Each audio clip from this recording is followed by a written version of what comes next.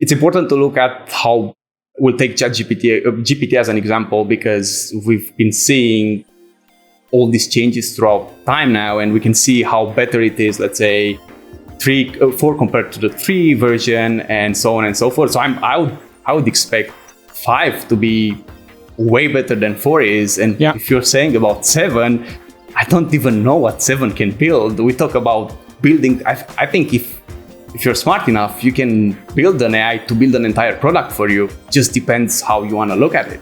This Week in Startups is brought to you by Embroker's startup insurance program helps startups secure the most important types of insurance at a lower cost and with less hassle. Save up to 20% off of traditional insurance today at Embroker.com/twist. While you're there, get an extra 10% off using offer code TWIST. Vanta. Compliance and security shouldn't be a deal breaker for startups to win new business. Vanta makes it easy for companies to get a SOC 2 report fast. Twist listeners can get $1,000 off for a limited time at Vanta.com/twist. And Superside.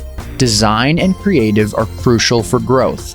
Tech companies like Shopify, Amazon, and Meta have found the perfect solution. Superside. Get $2,000 off with Superside's Startup Accelerator package at superside.com/twist. More important and elitist, and that they understand business better than founders who create these things. So I am a little bit suspect. However, these things are actually valuable. Any discussion about a business and analysis of a business while you're building it, if you're considering building it, is great because it lets you build a mental model. And so we did a demo of this product, and it got an incredible response from our audience. So I told producer Nick, by the way, did a great job reading the news just yesterday on this podcast, or this week on the podcast, depending on when we publish the show. He did a great job. He'll be coming back to read more news. I said, hey, producer Nick, let's get this kid on the pod. This kid is Emanuel Cuccio. Am I pronouncing your name correct, Emanuel? Yeah. All right. So you saw our discussion of it. Tell me everything. When did you come up with this idea? And how long you've been working on it would be a good place to start. And why did you build it? Yeah, sure. So I came up with the idea based on the studies you're just mentioning, right? Most of these things you see in the standard report are things you learn in the business school, which I've been through. And I realized that would be a great benefit for everybody to be able to get this information without having to go to business school.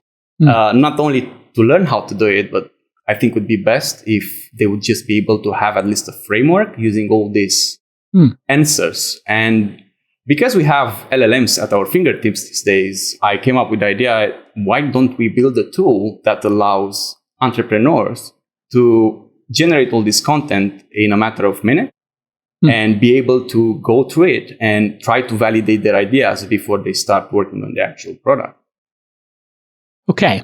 So you have this idea, and people can pay $20 a month for ChatGPT 4.0, or they can use Google's Bard, and they can go to one of the dozens of prompt sites that are out there. And these prompt sites will give you all kinds of tips on how to frame a question, or instructions, I would say. It's probably better.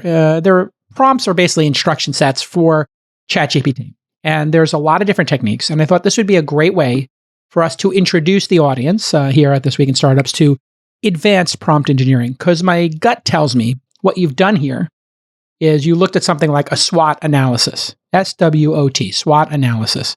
And you said, how would I prompt ChatGPT to analyze the strengths, weaknesses, opportunities, and threats of this business? That's SWOT. Am I correct in that you've spent 100 hours banging your head against the wall creating super prompts? 100%. I probably wouldn't say 100 hours, but probably if you think about optimizing everything to the point where it's now, we might get there. Yeah. Okay. So you took 25, 50 hours of prompt engineering? Yeah. Around Great. that. So explain where you started your prompts for something like SWOT. And I had given the example of a school that teaches you venture capital. Yeah. And that, I don't know if you saw the episode, I'm sure. Your friends must have sent it to you. So and it gave me a really nice SWOT analysis. What kind of prompts would a neophyte put in to try to, say, you might just say, do a SWOT analysis on the following one sentence description of a business. But you got more granular. You probably said, hey, what are the strengths of this business idea? Tell it to me, as if I was an MBA or a business analyst at, Gartner Group. I don't know how you did it, but so maybe talk a little bit about the evolution of your prompts, what worked, what didn't. 100%. So when we started I basically used every single framework that I managed to get from my business school.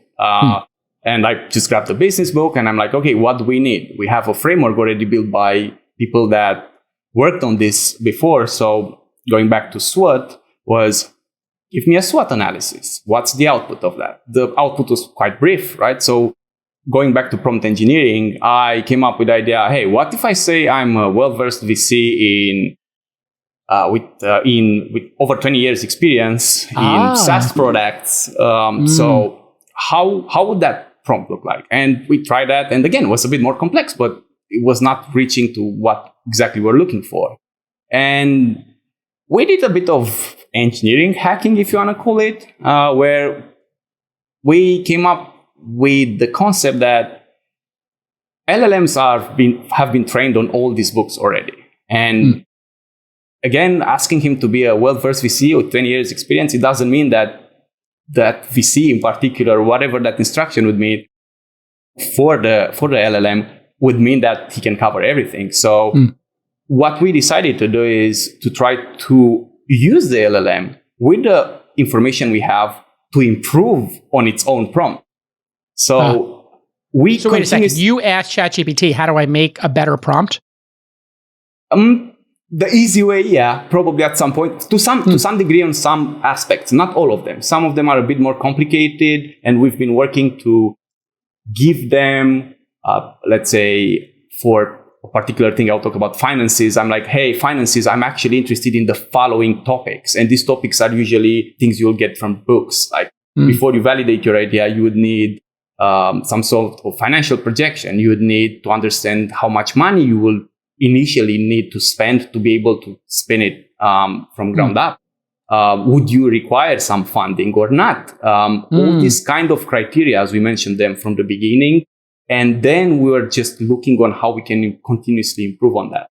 And at some point we got to, again, you can always improve on it more and more. And I think the more time you're going to spend in improving the prompt, probably the better it's going to be. But at some point we decided that it's good enough and we now want to add more value for the money and be able to build on top of it. So this is probably the main reason we didn't think about building an LLM in the first place, because we were like, there is already so many companies, like big companies doing this that have been they have a lot of investment. They are investing millions. So you don't need to create a language model. Use ChatGPT 4, I assume, or ChatGPT 3.5, or are you using some other one? We use both 3.5 and 4. And why would you use both? Are you seeing better results, or it's just for redundancy or cost or something? Technically 4, it would give better results most of the time, but we also want to optimize on cost. It's important, our goal is also to make this cheaper on a long run and be able to offer it to everyone. Like our initial idea was to try to do this like a B2C thing, but we had a lot of companies signing up from the standard version.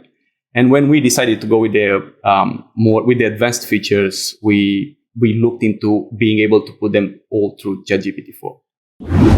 Listen, I work with super early stage companies at launch, like literally year zero. They haven't even incorporated yet. And then we hit the Series A. People have thousands of dollars in MRR, and maybe they've only raised a couple of $100,000 before that Series A, and they don't have their insurance set up. And in fact, we recently had a great startup that didn't have D&O, and we had to really stop everything because they were having board meetings, they were making massive decisions, there were legal issues, and they didn't have the basic D&O insurance that protects directors and officers. So we sent them right to Embroker. Embroker is business insurance built specifically for startups. A single application will help your startup get 4 quotes for 4 lines of coverage in 15 minutes. Think about that. 4 quotes, 4 lines, 15 minutes. And they're going to connect you with one of their expert brokers for unmatched service that goes beyond your policy. We use it at launch. It's easy peasy, lemon squeezy. It's easy breezy. What more do I need to tell you? I use it. I love it. A lot of our startups use it. They love it. Try Embroker today with the code TWIST, and you'll get 10% off their startup package. Embroker.com/twist. That's EMBROKER.com/twist. And use the code TWIST for 10% off. Okay, let's get back to this amazing episode. What does it cost in terms of if I wanted to do 1 or per 100 analyses? What does it wind up costing you in GPT-3, 5/4 cost? Just roughly, is it $1? Is it 10 cents? Is it 1 cent? It depends. First of all, it depends on a lot of criteria, right? We know that LLMs usually use some token methodology in order to charge you. And usually that it's based on how big the prompt is, how big the response is going to be, and also how complex it's going to become. At the beginning, was probably roughly $1.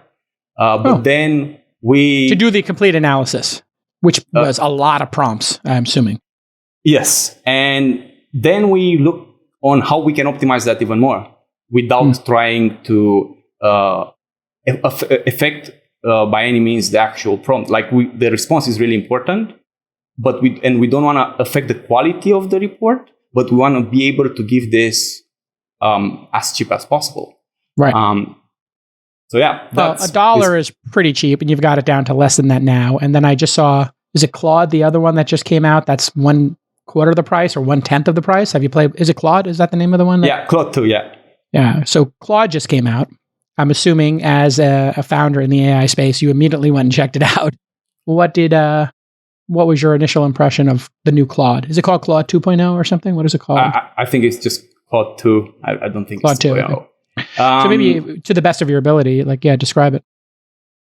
It seems that, at least from a business perspective, it seems that it can do some things a little bit better than GPT does it at the moment.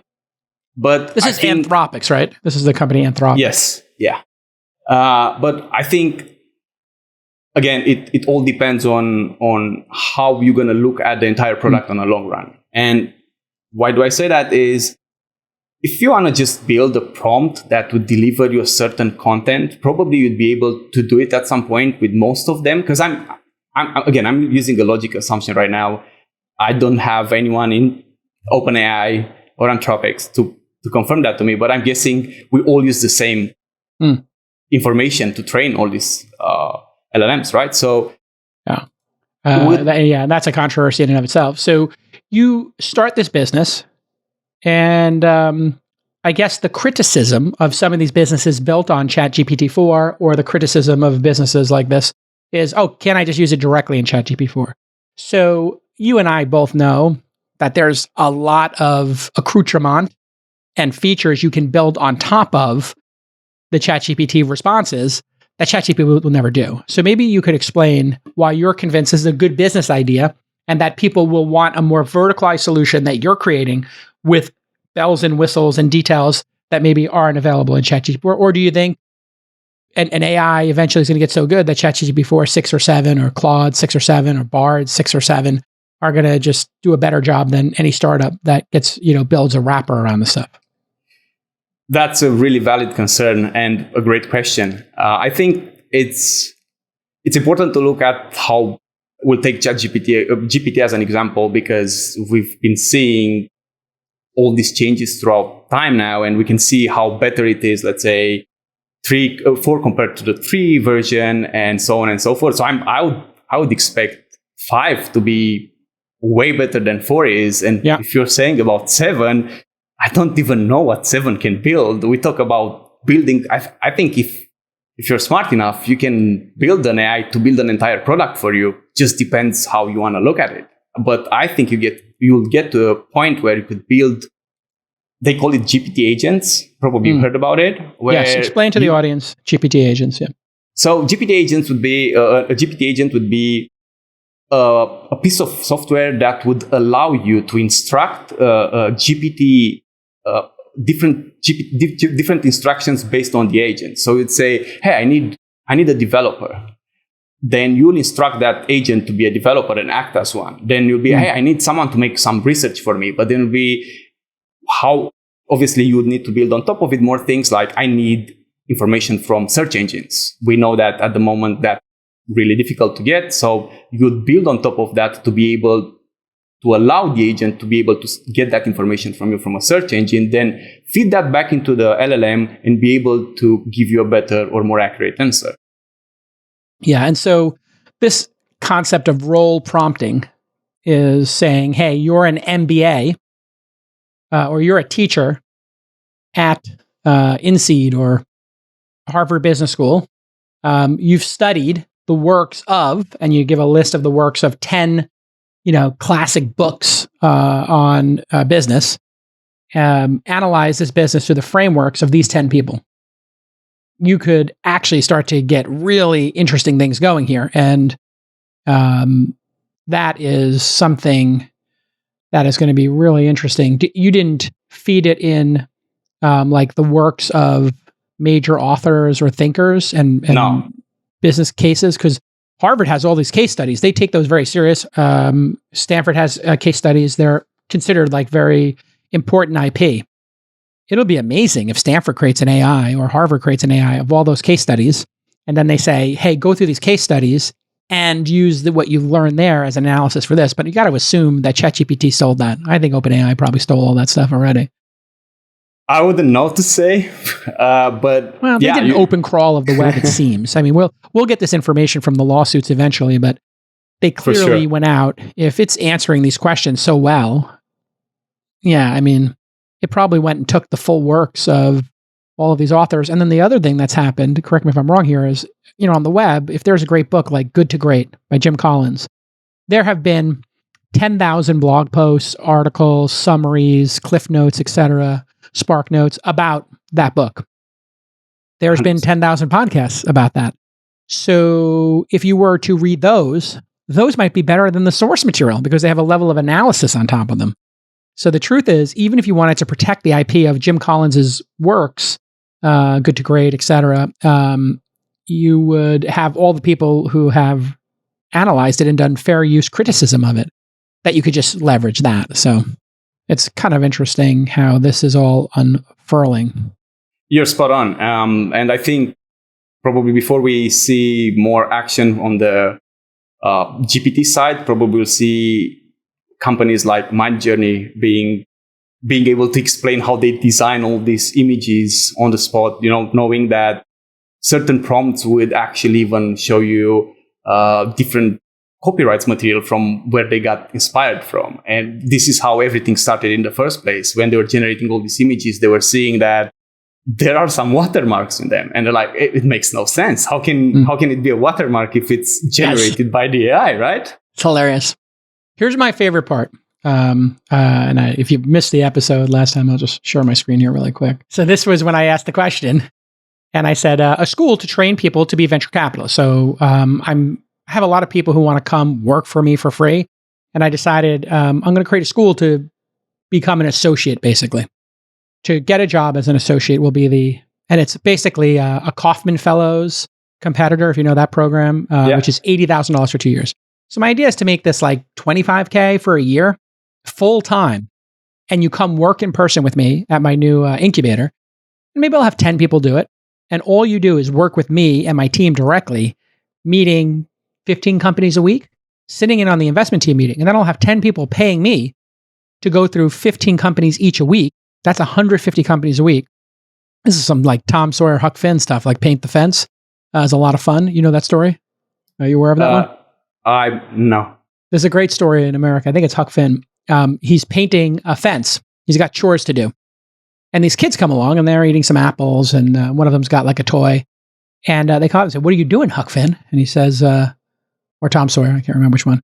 And this is like an adventure novel for kids. And so he says to the person with the apple, this is the most fun you can have on a summer day. If you'd like to whitewash the fence and paint it, the cost is one apple. And he says, "Oh, is it really a lot of fun?" He's like, "It's the most fun I've ever had." He gives him the apple. Kid starts painting the fence. The other kid has a toy. He says, "Yeah, this is the most fun. If you let me play with your toy while you're watching the fence, I'll give it back to you after, but you can wash the fence." Then all of a sudden he's sitting there eating an apple, playing with the toy, and they're doing his work. And the lesson there is like framing. Like, hey, this could be drudgery, it could be a chore, or it could be a lot of fun. And it is actually a lot of fun to paint, right? So, Great. that's the story of like Huck Finn, et cetera. So anyway, this is my idea. And then here's what your report said. Venture Capitalist Training School, comprehensive analysis feedback, industry insights, SWOT analysis. And it said strengths, unique business idea with limited competition in the market. That's true. There's really only one I can think of that actually is a school for venture capital. Tom Sawyer by Mark Twain, not Huck Finn. Unique business idea with limited competition in the market. It's true. Tailored training program can address specific skill gaps in the industry. That's very true. Like you went to business school. Did they teach you anything about, startups and investing in companies or evaluating business ideas? Or was it kind of like abstract? Usually, I guess, again, I speak from my experience. It depends where you go to business school. But where'd you go? I went in the UK. So which one? Canterbury Christ Church University. Oh, cool. So we basically, they start with some basics, and usually they try to bring different people that made already companies and startups to talk about all these things and how they validated all the books or all the frameworks from the books throughout their businesses in order to achieve that. Great. Potential to establish strong industry partnerships for internships and job placement. That's true. And it's like really an amazing analysis, and it was tight because I'm assuming you give it a very confined, give me a 10-word answer, give me a 15-word answer maximum. Is that right? That's really difficult with LLMs because we have to explain everyone that LLMs don't really understand it. Like they don't have an understanding of exactly what you mean. So sometimes if you say, can you write me 1,000 words essay? He might make close to that, but it doesn't mean he's going to do 1,000 words. Usually we don't specify certain things, but we specify what we want to see. So in marketing strategy, we want to see the certain points which are mentioned within our prompts. And so recommended marketing platforms, game-changing. It was just like a really great analysis. But the best part was it said books to guide you along the way. Venture Deals by my friend Brad Feld. The Lean Startup by my friend Eric Ries, both friends of the show. And then finally, Angel, my book. And I thought that was pretty clever.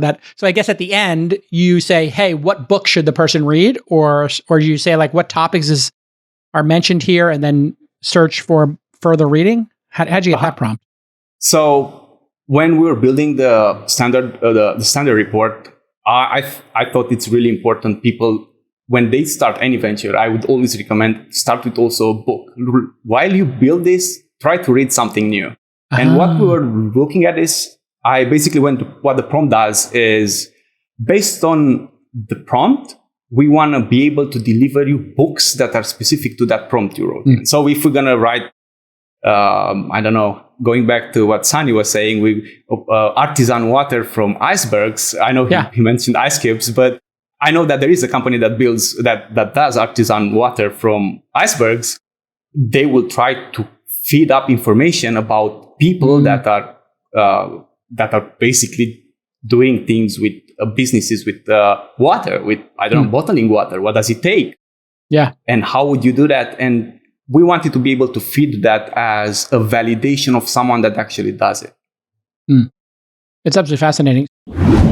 If you're a SaaS or services company that stores customer data in the cloud, then you need to be SOC 2 compliant. You knew that. From a third party, and you need that third party to close big deals. And if you want to get compliant easier and faster, you need to use Vanta, V-A-N-T-A. Vanta makes it so easy for you to get and renew your SOC 2. On average, Vanta customers are SOC 2 compliant in just 2 to 4 weeks.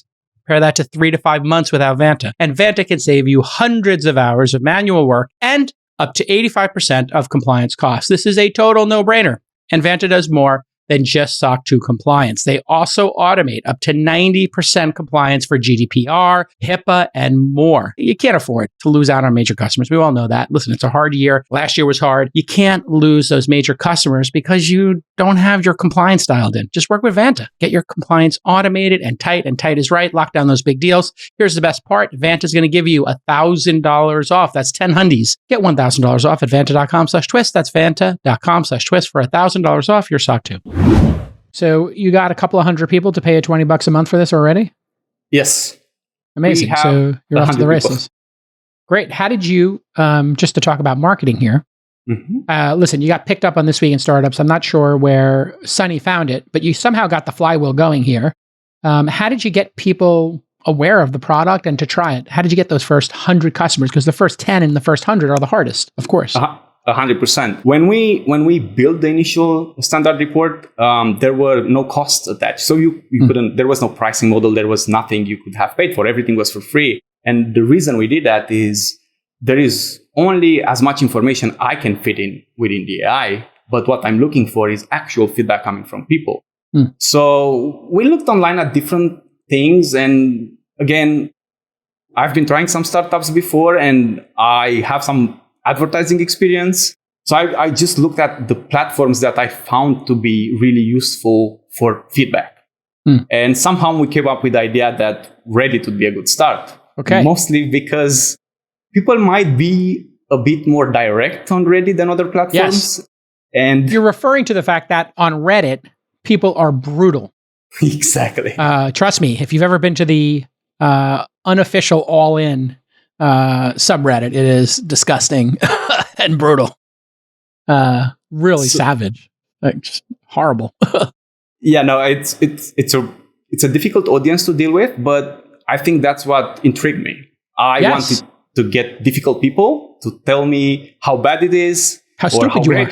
Exactly. I wanted to get that. I wanted to. Did they get your photo and tell you that you're ugly and that you should shave? Or what did they, that's what they did immediately. They're like, you're too fat. And you're, it's hilarious. And so they savaged you.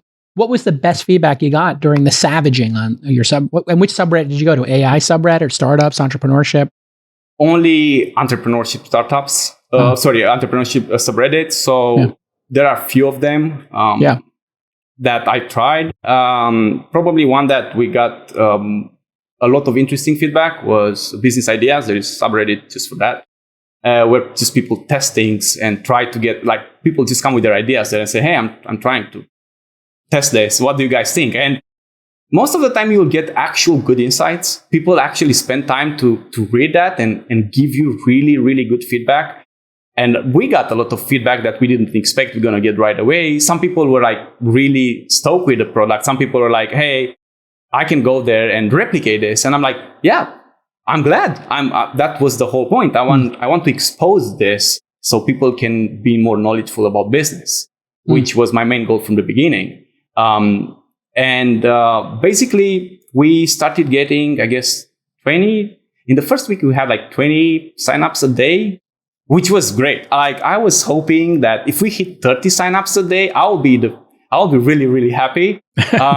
And we did that for like 2 weeks, I guess. And then at some point, someone on social media picked this up. And I remember waking up in the morning and we got like 500 signups in a day. Amazing. And I was like, yeah, it was great.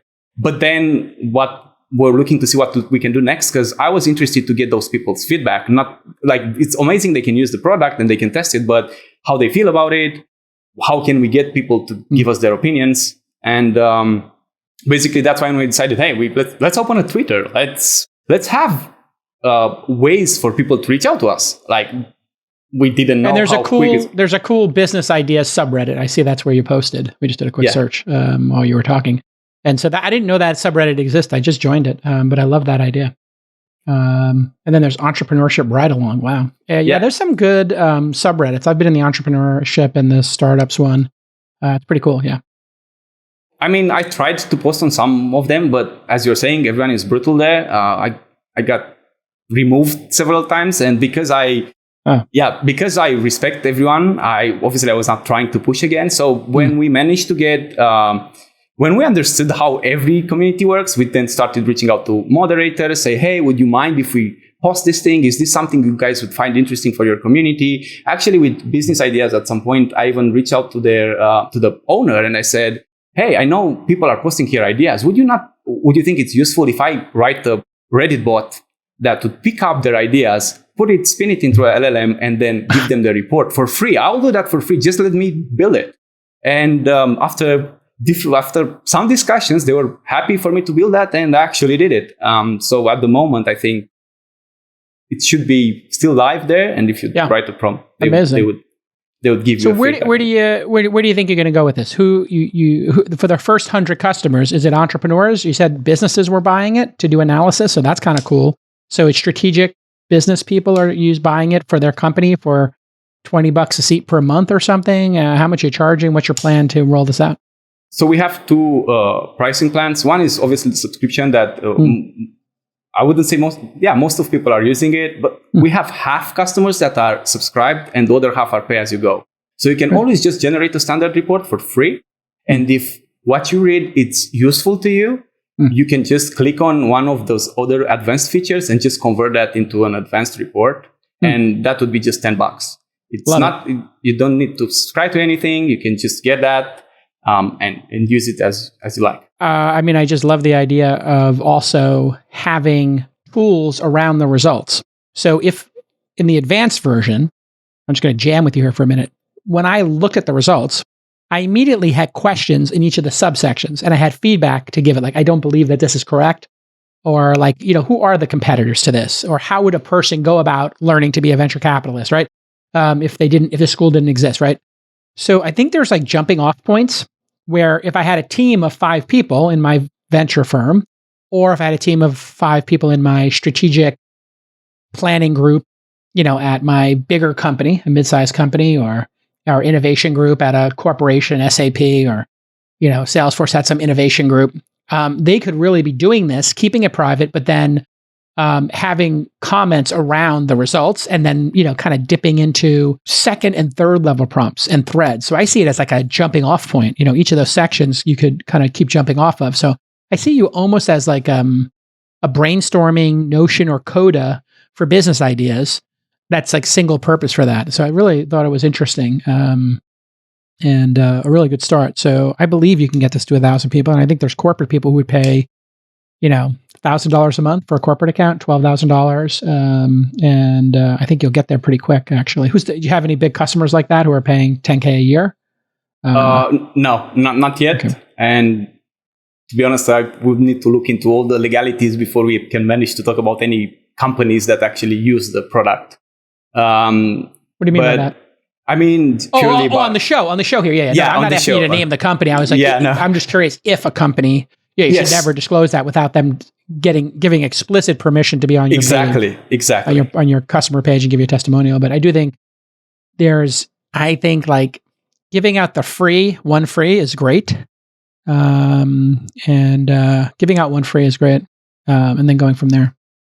100%. So going back to the advanced features, you mentioned something earlier. I want to point on that. You said that you were looking to some of those things and you were not sure those things are accurate. And I agree with you. I can take one of the, so on the top of the website on the navbar, there is a thing called report examples where all those reports are run by us.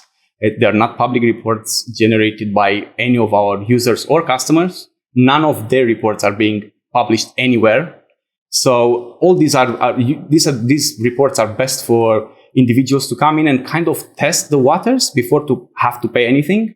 And I'll take an example report here. I think 2 weeks ago, we did one for a 2,000 square meter terrain outside of Strasbourg, suitable for go-kart tracking.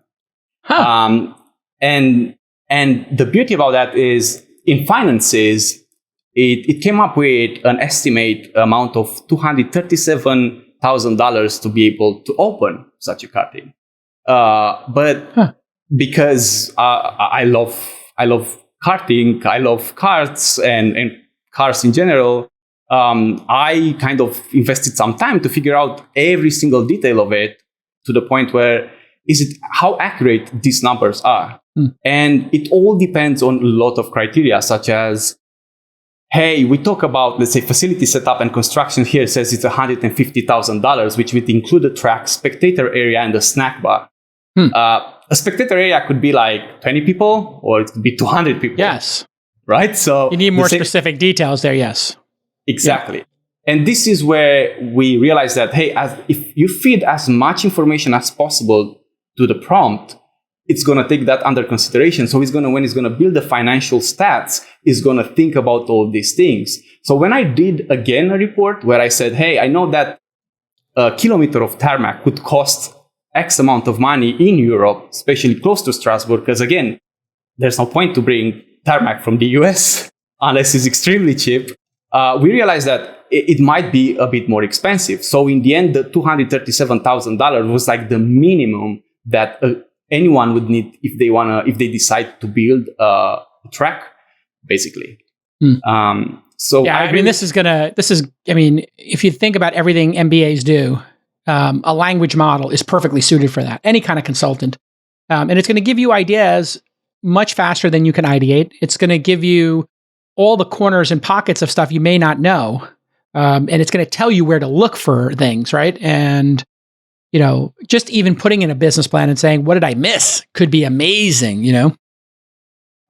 I totally agree. Yeah. All right, let's talk turkey here. You seem pretty smart. And I'm an angel investor. You may have heard. Of course. You've raised no money for the startup. This is just like a side hustle project. Is it even incorporated? It's not. Okay.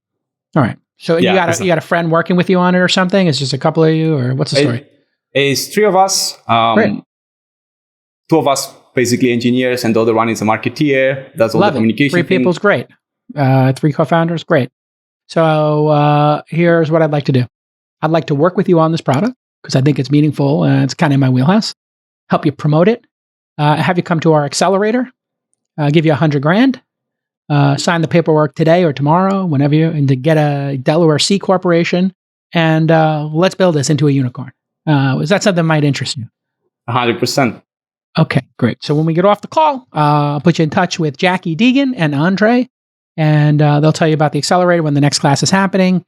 And as quick as we can get you going, we'll do a little mini diligence, make sure that you didn't steal the code, and you set up a company, and you do IP assignments, and everybody gets their equity. All the standard due diligence things you can just put into your ChatGPT for what should come up in diligence. We'll give you a list of all the things we'll ask for. But I really love what you're doing, and I think it's really fantastic. The Launch Accelerator is virtual right now. We do 1 week in person at the beginning and the end, and eventually we'll go back in person when I get the space set up in San Mateo here. But for now, I love what you're doing. I like to place bets, and I go with my gut. When I saw this, I thought the product design was exceptional, well conceived, and you've got product velocity. And you got multiple founders, and you clearly have some sort of what I'll call the X factor as a founder. I think you're pretty clever. So let's see if we can consummate this as quick as possible before this episode gets published and other people start making you offers. I need to be the first investor in companies. That's my mission. I want to be the first fund in and the first fund to 10% ownership. Those are my two goals for our fourth venture fund. Okay, I really appreciate it. Thank you so much. We'll do a virtual handshake here, pending due diligence. There it is. Give me your virtual handshake. Okay, wait, I got to do it the other way. Hold on. Here we go. Virtual handshake deal. No, here we go. Now we're doing a virtual handshake. No, you got it. That was it. We did the left and the right. So that's our virtual handshake, pending due diligence. And if it's not a fit for you and you decide you don't want to do it as a business, of course you can back out. But this is a $100K bet I like to make. I feel frisky right now. I got Launch Fund 4 money. I'm investing. I'm trying to build big businesses. If you want to hear about Launch Fund 4 and you're listening to this podcast, we filled up all the accredited slots. But we do have slots for qualified purchasers, and I'm spending the next 2 months meeting with family offices, etc. Launch.co/memo. You can read my deal memo. In fact, you should read my deal memo, and then you should run it through your system and see, is this a good idea this is where it gets really interesting. You could actually put in there, not just an idea for businesses. You could say, hey, what's a good idea for an investment firm? Subsectors of businesses, and those might have different analyses that I'm unaware of. Like I'm sure the famous guy from Yale, who sadly passed away, the Yale guy probably has like a really good framework for how to analyze venture firms and fund managers. It'd be really good to put that in. All right, listen, we talked for, 40 minutes here. I'll let you get back to it. You're in Spain, huh? Yes. My favorite country. Spain and Tokyo. Oh man, I love both those places. Just Japan generally. I haven't been to Spain in years. Yeah, just let me know if you want to come around. It's just really hot at the moment.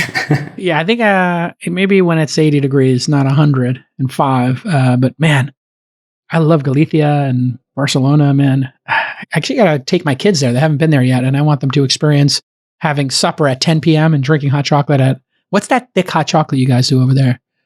What's it called? It might just be called hot chocolate, but that thick hot chocolate they make, and you get it at like midnight? I saw all these old ladies going out for thick hot chocolate in Barcelona in the Rambla. I don't think they really have it here in Canada. It's probably because it's hot most of the time. It's not as hot as there, but like even in December. What are those like lobsters / shrimp crustacean that have the really long claws? Langostinos? Crab? Maybe? It's not a... They kind of look like lobsters. Yeah, it might be langostinos. Yeah. Really long. Yeah, I love those. When I was in Galicia, and I went to the shore, and there were all these great restaurants on the shore, shortly away from there. And man, I had the best cheese plate of my life and some of the best seafood. I love Spain. Yeah, I need a speaking gig in Spain. Somebody get a speaking gig going in Spain for me, please. All right, talk to you later. This has been This Week in Startups. We'll talk soon. Bye. If you are listening to this podcast, you care about innovation, right? You're listening to Twist, This Week in Startups. And the startup sector changes constantly. But one thing does not change, and that is the importance of world-class design. In the past, you either worked with like some old school, stodgy ad agency, and boy, was that expensive. Or you go to a freelance marketplace. Okay, things can get really messy there. The work is, to say hit or miss, might be graceful. So let me tell you about a third choice, the better choice. It's Superside. Superside is the new way to get great designs done quickly. They call it CaaS, Creative as a Service, CaaS. This is such a great idea. It's a fully managed end-to-end service, and it's completely hassle-free. Here's how you use it. You subscribe, and then you get an amazing, dedicated design team built specifically for you. And you get access to a platform that makes it so easy to request designs and have them delivered quickly. Superside only hires the top 1% of designers from around the world. And they keep them engaged because they have to work on so many different creative projects, from ad creative to landing pages, motion design, custom illustrations. It is amazing what they do over there. So you're going to save $2,000 a month on Superside's Startup Accelerator package. Superside.com/twist. That's superside.com/TWIST to get 2 large off of your package. Well done, Superside.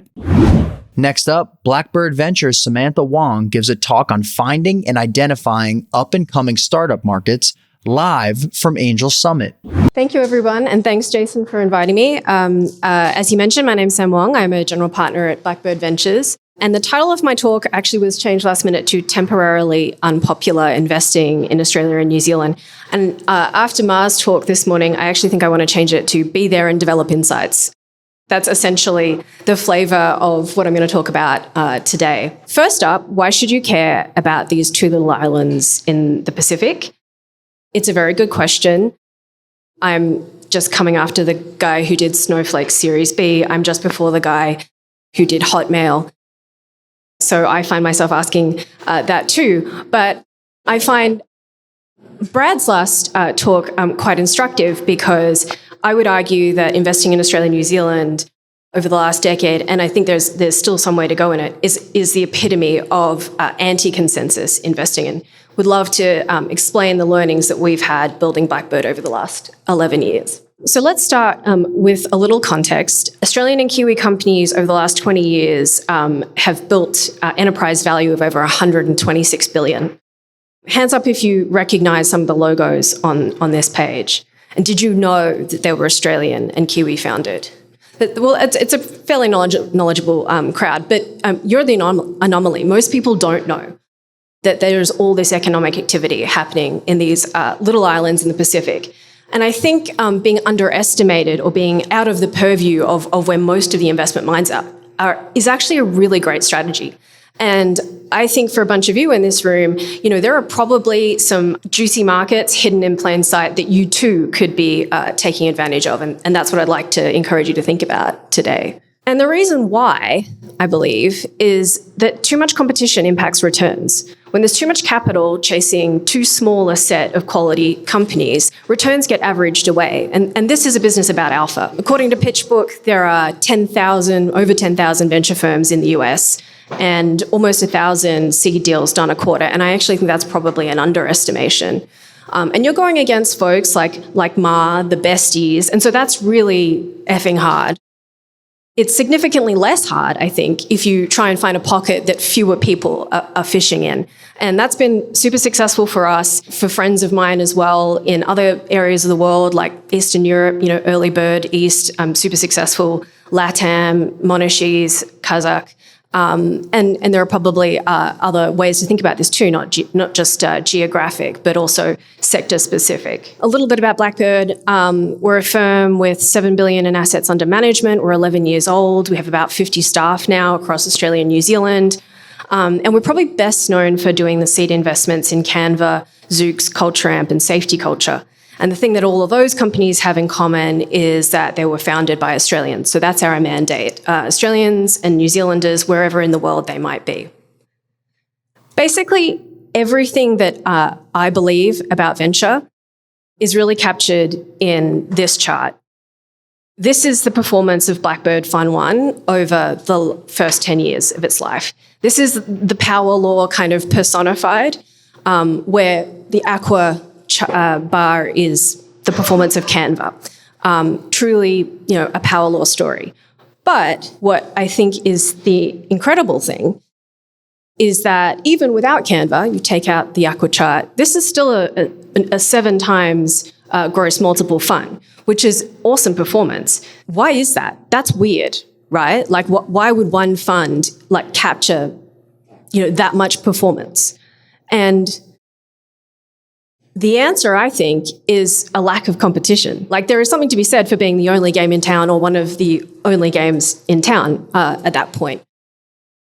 And so I am just kind of obsessed now about trying to harness and harvest these sorts of Fund 1 opportunities over and over again.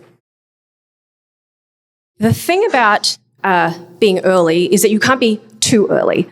And Australia in the 2013 to 2015 era was just perfect. Not too early, not too late.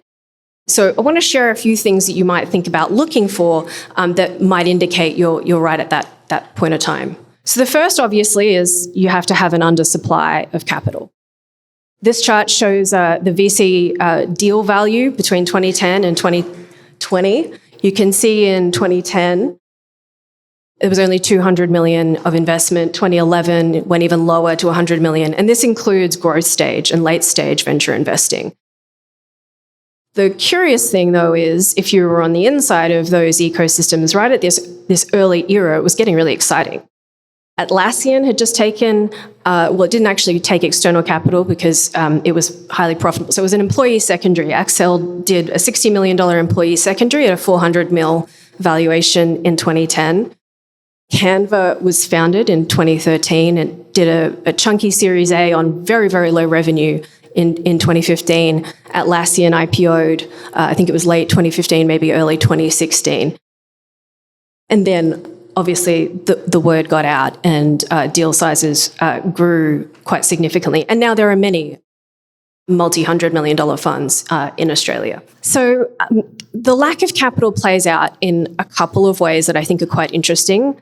So the first is Blackbird Fund 1 has a very low loss ratio, obviously without sacrificing returns. So we have a 20% loss ratio in that fund, which is odd because you would expect a successful fund to have sort of 50 to 60% loss ratios. And that has led me to think that perhaps when you have the luxury of choice, you can pick, you can choose, you actually choose better. It's a working hypothesis at the moment. The second is entry valuations. And entry valuations, do matter to performance. And in our first fund, the average valuation for a pre-seed or a seed stage company was $4.2 million. There are, however, always exceptions. Canva was pricey even then. It was an 8 mil cap for a pre-product PowerPoint stage company. And Zoox also was a pre-product, still is kind of pre-product, stage company at a 40 mil cap. So always be willing to make exceptions. So the second thing that's really important, I think, for that Goldilocks stage market is you need lighthouse companies, but none yet that are so successful that they've really attracted the hordes of global investors and attracted a lot of competition. And I think some indicia that you could look for are sort of valuations and exits that kind of seem, they're kind of successful, but they look a bit meek or meager compared to what you're used to in Silicon Valley. So I mentioned the Atlassian round, that 400 mil valuation. That was a huge deal in Australia in 2010. That wouldn't make a twist headline probably in Silicon Valley. And then a few years ago, Vend, which is a point-of-sale software company, sold to Lightspeed for $500 million in New Zealand about 4 or 5 years ago. And that was a huge deal. And there was a Sequent exit for $1 billion in New Zealand a few years ago. But these are a really big deal in the ecosystem, and they're very important for ecosystem development. You get these lighthouse founders that the next generation of founders want to be like, and it's just this biological need, right, that some very small proportion of the population want to top the next best person, out there. And so you have to have these icons in the ecosystem that other people want to learn from, be proximate to, and then beat, essentially. And also they play a very important role as well in mentoring and angel investing. And so, around that sort of early 2010s era, you did have a bunch of these lighthouse companies. Atlassian was kind of the probably best known one in this room, but there were a bunch of others. And the same in New Zealand. So TradeMe is like the eBay equivalent, or sort of directory for everything kind of business. And some alumni of that went on to found Xero, which is a $6 billion accounting SaaS software company. And some of those went on to found Vend. And so you sort of start to see this circle of life happening within the ecosystem. Very important to look for that. And then the probably other thing is obviously you need to have a density of entrepreneurial talent. And again, I think this can show up in different ways in different markets. This is a really ugly slide, but basically it's showing that Australia has a lot of small business, and obviously we hope to invest in some small businesses that become big businesses. But it's a good starting point that your country has a appetite for risk, for taking a bet on yourself as a starting point.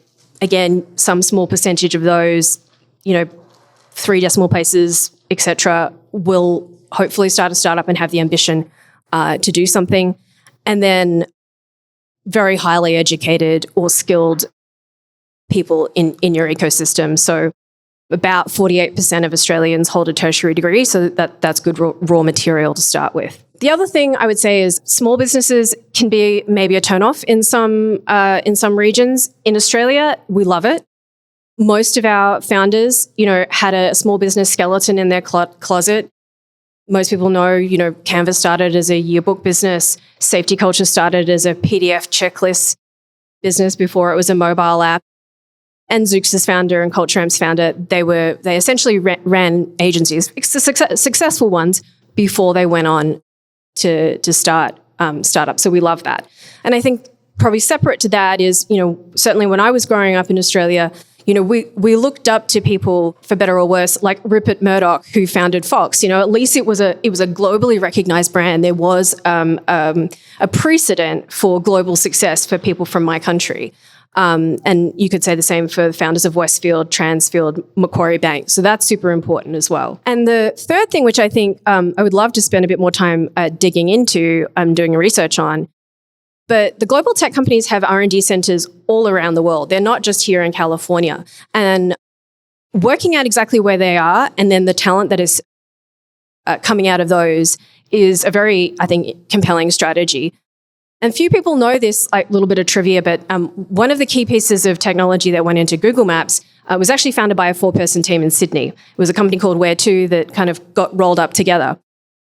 And that 4-person team became a 60-person team that worked on Google Wave. I don't know if anyone here remembers Google Wave. RIP Google Wave, it was awesome. But that became a predecessor to Google Docs and really pioneered some of this like in the browser collaboration that ultimately made a product like Canva possible. So the kind of the dudes on the left were the Google Maps and Google Wave folks, and made it to the photo on the right, and are still really, really critical parts of the technical team at Canva. So, and I could probably draw lines to about a dozen startups in Australia that have come out of this Google R&D center. There are thousands of engineers working on Google products there. And you can see a sort of similar thing happening now in Melbourne, where Square has had an R&D center for quite a while, and a bunch of those are spawning their own startups. Israel, obviously, is a really good example of this, with Intel Capital and IBM having R&D centers there for quite a while.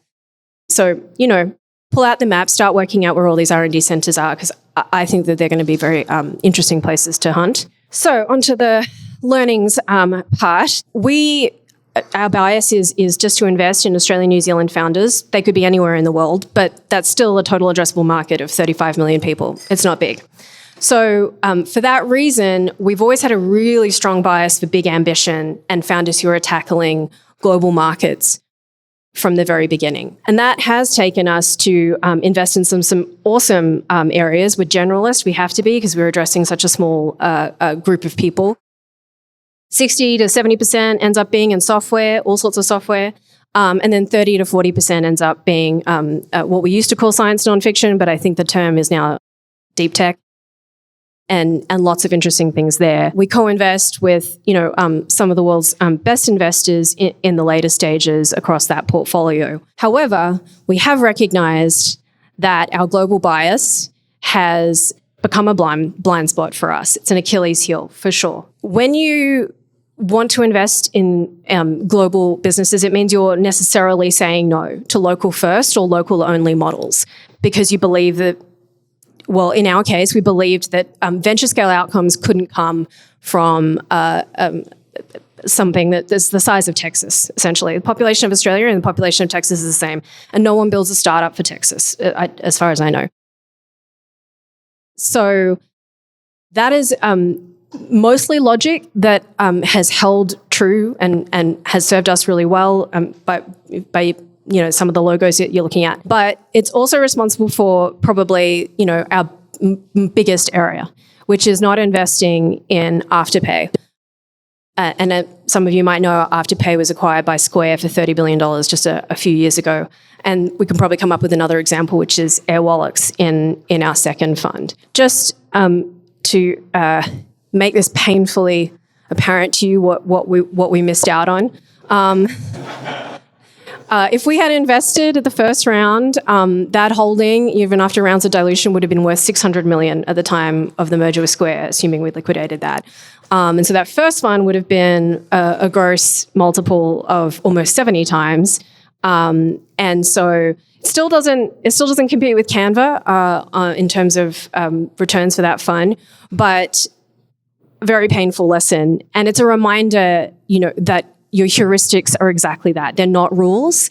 And for exceptional founders, be prepared to make exceptions. And that's all I've got for you. All right, well done. How do companies make the jump, just on a tactical basis, Australian companies to US consumers, or is it just the consumers are the exact same? I think it really depends sector by sector, right? So sometimes they're exactly the same. And, our bias is go sell to the world from the beginning. So for most of our companies, they are selling to the US, to Brazil, to all manner of places from the beginning. That's a little different for enterprise, right? And so honestly, that is the chasm. That is a difficult jump to make, and probably why we do have a bias for product-led growth, or one where you don't have to have this Rolodex salesperson and trust that you've kind of hired the right person in country. But typically, honestly, it requires a founder to just pick up sticks and move over and wrap their arms around it. And what's the competition like, if at all, from American investors coming to Australia to invest in companies? Are they typically, coming once a year and you introduce them to what you've already invested in? Or has anybody kind of set up shop there, as it was? Yeah, no one's set up shop. One partner from Sequoia China actually has his family moved, so he's a regular fixture on the scene. Over the last 3 years, for sure, there were lots of people on lots of planes. And then, of course, as well, we share a common language and even similarities in culture. And so I think global investors find it quite easy to kind of invest in Australian and New Zealanders, more so potentially where there's a language barrier, for instance. But we've definitely seen that the retreat, I would say, stage-based. So they were coming down as early as seed 2 years ago. And now I would say that's adjusting back to sort of the norms of late Series A to B.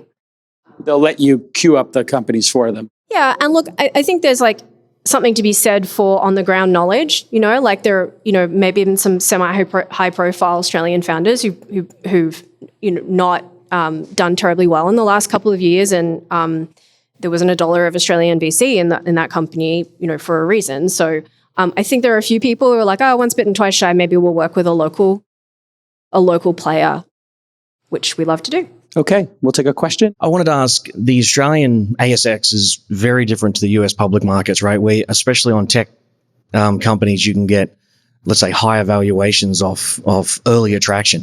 Why is that? And is that an advantage for exits, do you feel, in investing? It's a good question. It's the best answer I can give you is it's supply demand. There's far fewer opportunities to invest in technology companies on the ASX, but there's a lot of demand from investors on the ASX, both institutional and retail, to invest in technology. And so that just drives up the appetite and the performance that they can get. I mean, the ASX will be the right place for a handful of our companies, but it's not the place that Canva's going to list, for example. There'll be advantages for some companies for sure, where they have maybe a bigger profile or sort of, are earlier in their trajectory. Like you generally have to be sort of well over 300 million revenue to kind of, get a NASDAQ IPO away. You can be much earlier on your journey on the ASX. All right, let's give it up for Sam. Well done.